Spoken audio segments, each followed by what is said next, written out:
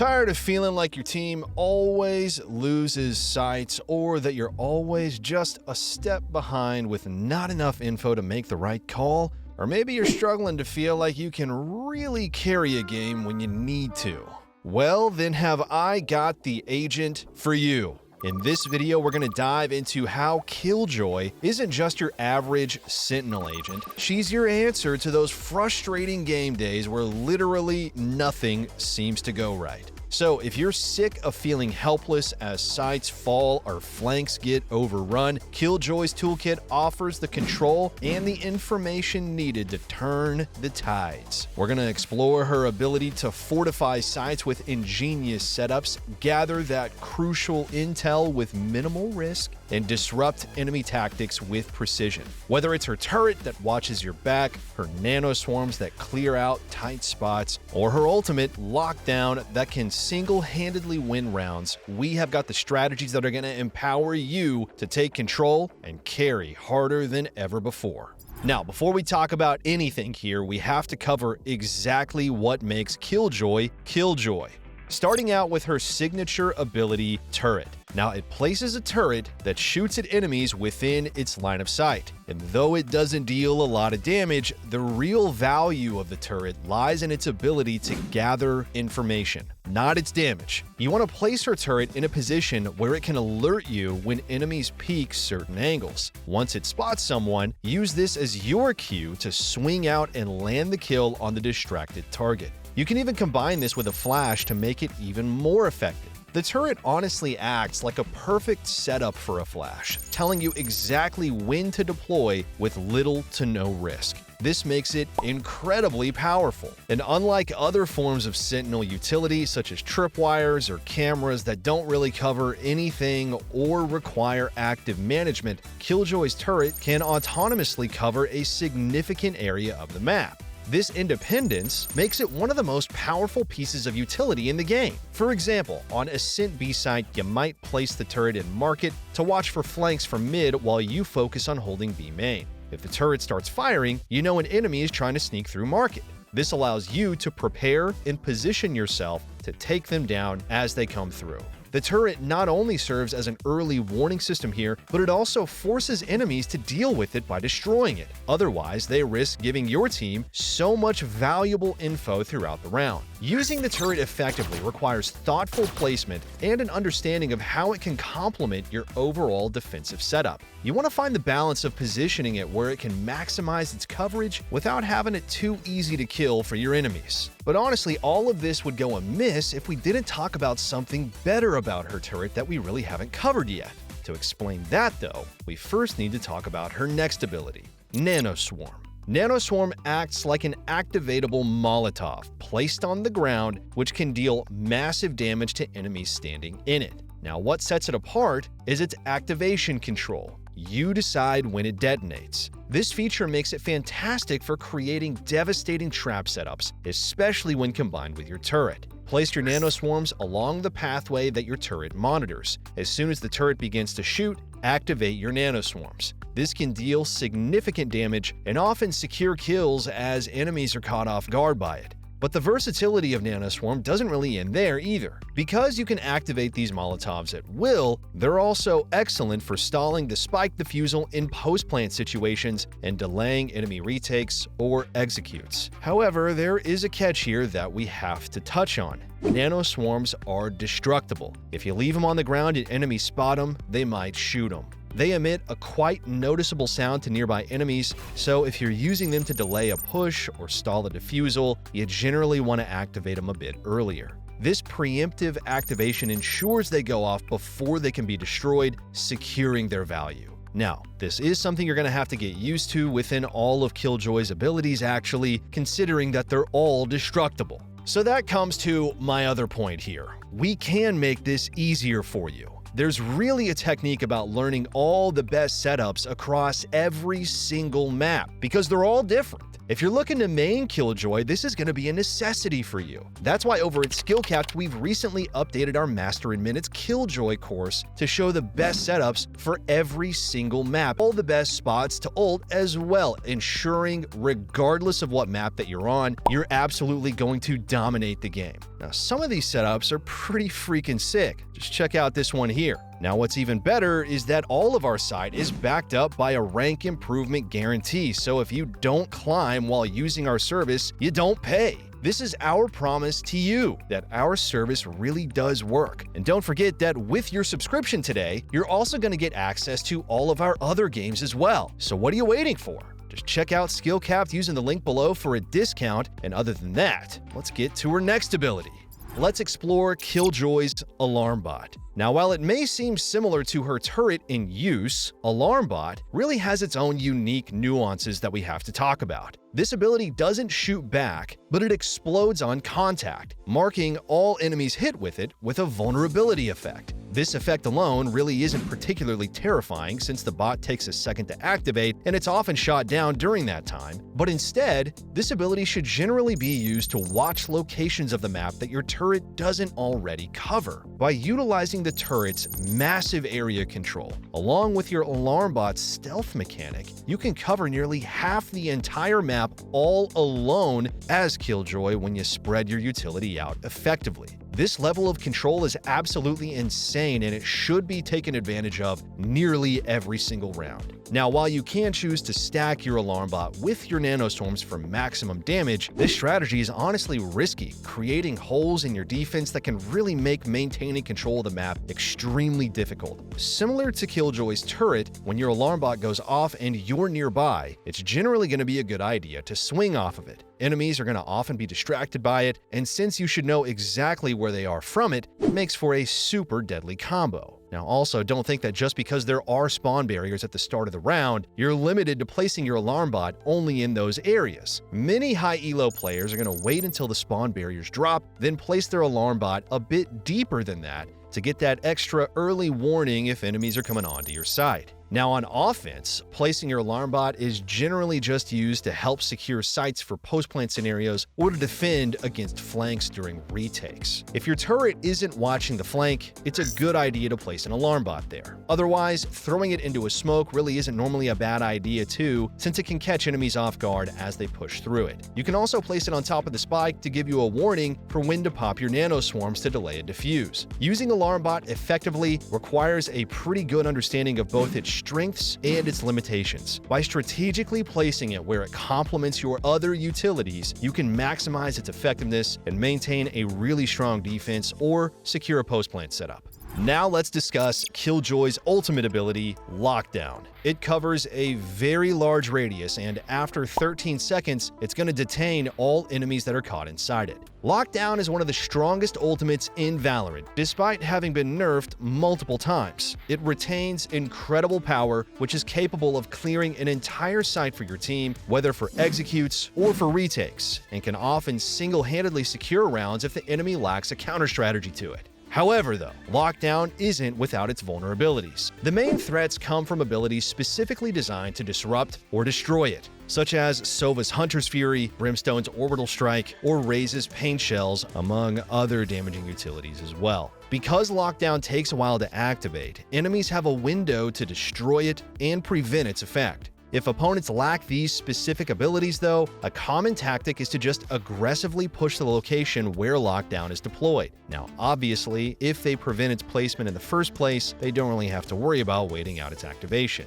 Using Lockdown effectively isn't technically challenging, but it does require strategic foresight and solid team coordination. Frequently, teammates may not have the patience to wait for Lockdown to activate, leading to premature or uncoordinated pushes when you use it. You might need to take charge in communication here, ensuring your team understands to wait out the full duration before advancing through it. Enemies might also choose to gamble by staying inside the lockdown radius, betting that your team is going to push too early before the detainment kicks in. This can lead to unexpected losses if not handled carefully here, so if your team is reluctant to wait, consider saving Lockdown for post-plant situations only.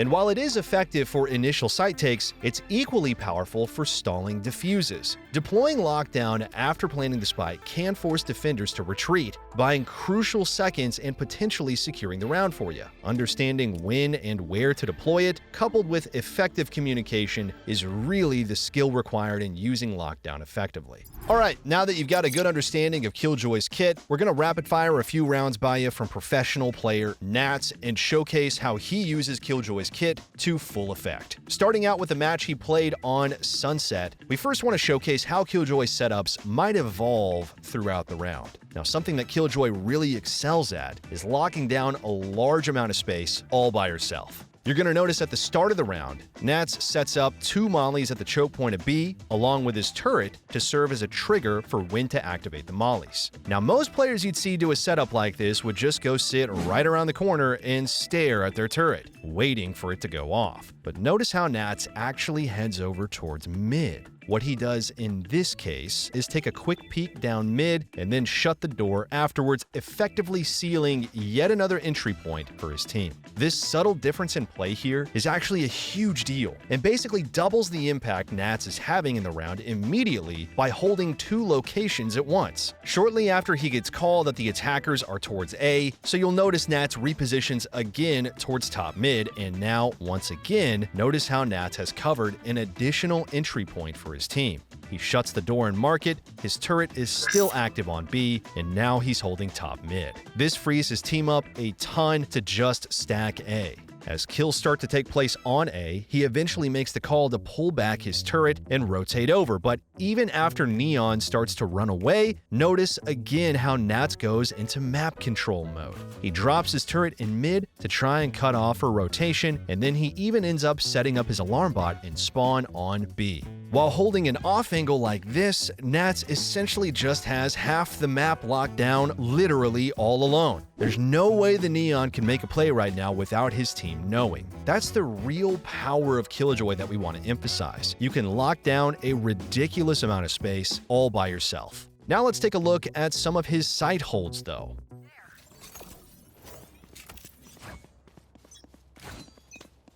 Stop trolling. I'm not trolling. Okay, No, here steps B. Can you smoke B? Can you smoke B insta, please?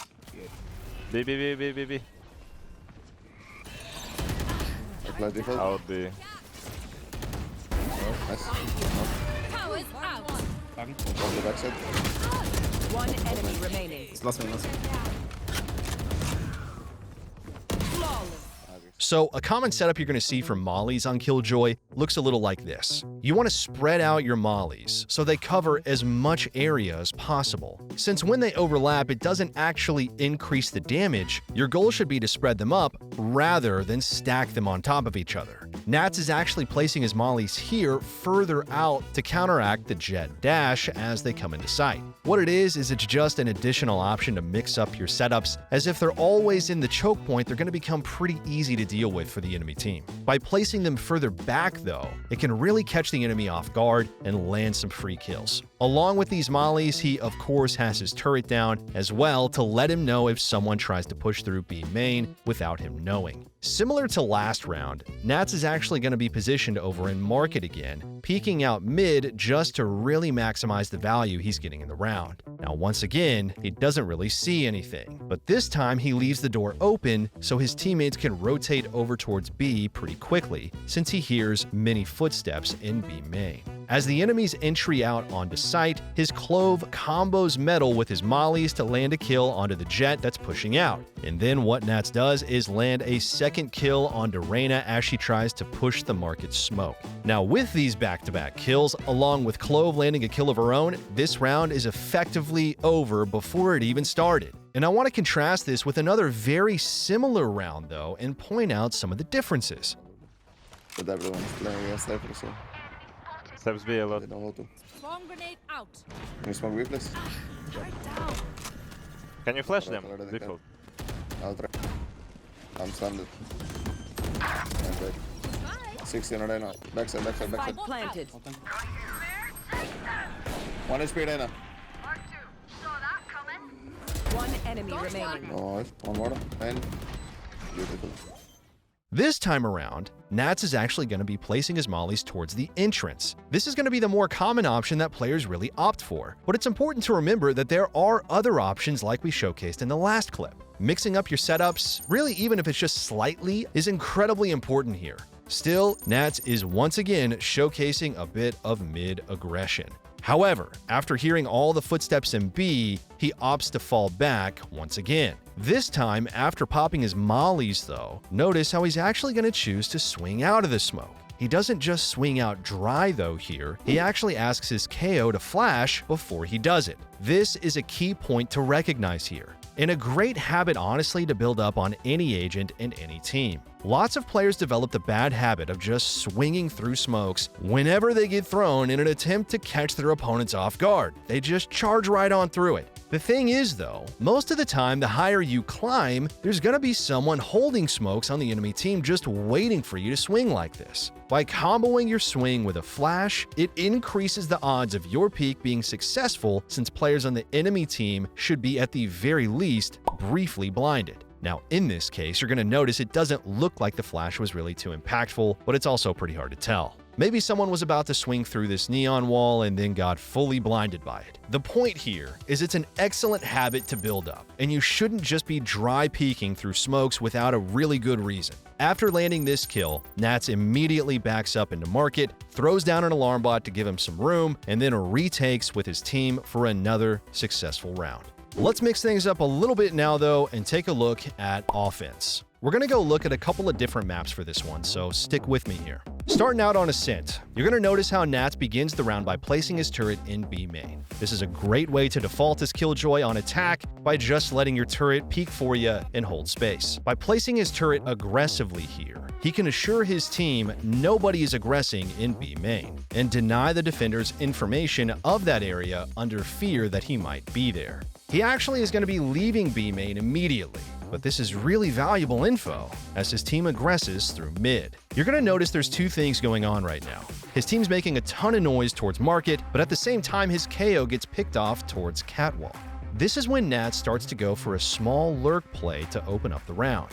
By silently scaling up catwalk as his team made noise in mid, he's hoping that he can catch a kill onto the enemy deadlock and trade out his KO. Now, this isn't generally a play we'd recommend making with a spike like this since it can be fairly risky. But since his team is making all the noise in mid, it's pretty likely he has a 1v1 with the deadlock right now, and he's going to take it. Now, sure enough, Nats lands the pick and immediately pushes into A site for the plant. With all the control his team has in mid, this pick onto deadlock is an absolute disaster for the defenders. They can't exactly just rotate over towards A safely when they're cut off entirely in spawn, which is exactly why you'll see as the round progresses, the defenders essentially just run out of time. Having mid control on pretty much any map like this can create a nightmare for the attackers, where they're just constantly paranoid about if they're safe rotating. The key factor here though being, notice how Nats saw his team was creating a ton of noise in mid and looked to make a play to capitalize off all the attention that they were already making. Lurking is a lot of what you're going to be doing on Killjoy, so it's good to know how a good lurk really looks. Let's get another glimpse on Haven. It's pistol round, so there's not a ton of utility, but he chooses to start the round with 2 nanoswarms and armor. This is a pretty awesome buy for Killjoy. Now, something that's pretty underrated about Killjoy is actually the power she can bring to an execute. Take note in this round how Nats utilizes 2 nanoswarms lineups to clear both close sight as well as prevent a flood from spawn and garage. Now that's actually pretty crazy. Combined with any utility his teammates used on an execute, such as a Fade Haunt or Prowlers, it basically helps his team clear sight entirely. Now, unfortunately, what you like to see on a round like this is some sort of kill on the side player though, and in this case, it looks like the defenders were playing full retake. Now, since his team is even in numbers and just dumped a lot of their util to take sight, Nats feels like they need a little extra oomph to help him win the round. That's why you're going to see he starts to go for a wrap on Garage to give his team some sort of advantage here. Now, although he takes quite a bit of time making it happen, this ends up being the round-winning play his team needed to secure the round. Flanks like this can be really awesome in situations where your team is either even in numbers during a post plant or behind and they need a play. Now, you don't normally want to wrap like this while your team is super ahead, since you could just play for trades and not risk baiting your team, but in this case, it seemed like a pretty good idea as he started the flank. Finally, let's take a look at the following round here and showcase yet another use of your mollies as killjoys on offense. This is going to be the round that follows our last clip of Pistol. Nats is actually going to be buying up an Outlaw, which is definitely an underrated purchase in the current meta. He starts the round by peeking out mid, not seeing anyone, and then doubling back with his team towards A. Now, with snipers like Outlaw, it's obviously going to be great to take the long sightlines, and Nats is able to land his first kill onto the enemy Sova. After this pick, his team starts to aggress towards A. Now, normally when it's hacking A, your team is going to need to take both long and short control to secure the site, but taking short can be pretty difficult, especially without any form of drone from your team. And since the enemies are currently on an eco, it's pretty likely they have some sort of shotguns or stingers just sitting waiting for him to walk down there. That's why you're going to see Nats actually throws a molly off the wall to both clear those close corners, but also help him keep his distance from enemies as he scales up. The absolute last thing he wants is for someone to swing out on him while he's walking down short with an Outlaw. You're going to notice this Nanoswarm buys him enough space to walk down short and begin looking for any opponents. Sure enough, he finds Omen, and then finishes the round off with a trade onto Killjoy to win the round.